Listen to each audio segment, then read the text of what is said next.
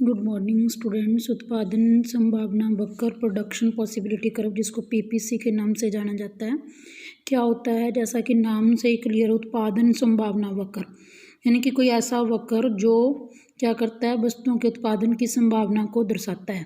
तो ये कौन सा वक्र होता है? जो हमें दिए हुए साधन है, कि जो हमारे पास साधन है, जो हमारे पास टेक्नोलॉजी है, उससे किसी वस्तु के उत्पादन की कितनी संभावना होती है, इसको प्रकट करता है।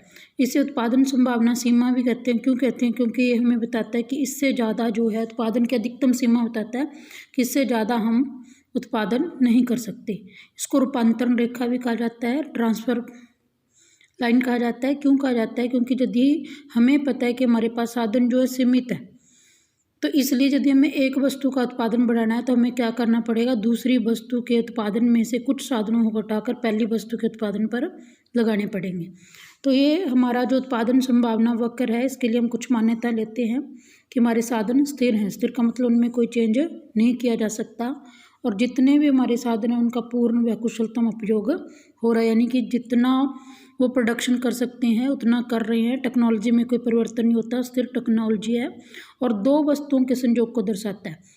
दो वस्तु हम क्यों लेते हैं? ऐसा नहीं कि इकोनॉमी में दो ही वस्तुएं उत्पादित होती हैं, परंतु हम डायग्राम में, क्योंकि हम दो वस्तुएं शो कर सकते हैं, इसलिए हम दो वस्तुओं के संयोग को दर्शाते हैं। तो इसको हम कैसे एक्सप्लेन करेंगे? हम इसको एक उदाहरण से समझते हैं कि हमारे पास दो वस्तुएं एक्स और वाई का हमने उत्पादन करना है। यदि हम सारे के सारे साधन वाई पर लगा दें तो हम 12 यूनिट यानी कि 12 इकाइयों का उत्पादन कर सकते हैं, और गुड एक्स का उत्पादन जो होगा 0 होगा।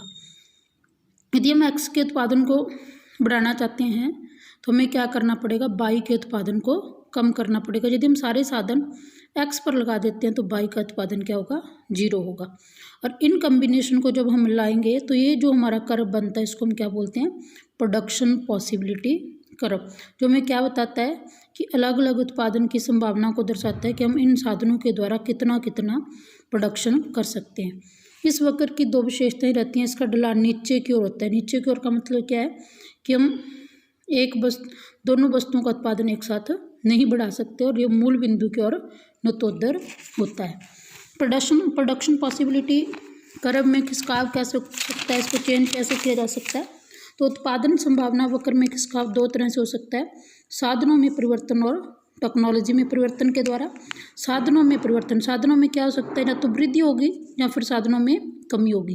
यदि साधनों में वृद्धि होगी तो हमारे उत्पादन की संभावना बढ़ जाएगी, यानी कि यदि हमारे साधन बढ़ जाते हैं तो हम ज़्यादा उत्पादन कर पाएंगे, और हमारा प्रोडक्शन पॉसिबिलिटी कर्व जो है दाईं ओर खिसक जाएगा। और यदि साधनों में कमी आती है तो हमारा प्रोडक्शन पॉसिबिलिटी, क्योंकि हम उन वस्तुओं का उत्पादन ज़्यादा नहीं कर पाएंगे, कमी करनी पड़ेगी, तो हमारा जो उत्पादन संभावना वक्र है वो जो है बाईं ओर खिसक जाएगा।